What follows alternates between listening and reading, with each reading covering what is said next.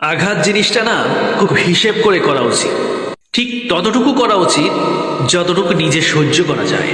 কেননা আঘাত ফিরে আসে আজ নয়তো কাল। ভয় নেই, আমি তোমাকে দোষ দিব না, কিন্তু আমার ভয় হয় সৃষ্টিকর্তা যদি আমার চোখের ফানের হিসাব তোমার কাছে নেয়। শক্তি রেখে যারা চলে তারা হারে না।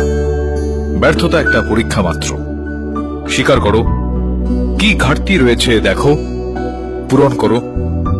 যতক্ষণ না সফল হও, শান্তির ঘুম ত্যাগ করো, লড়াই করো, মাঠ ছেড়ে পালিয়ে যেও না।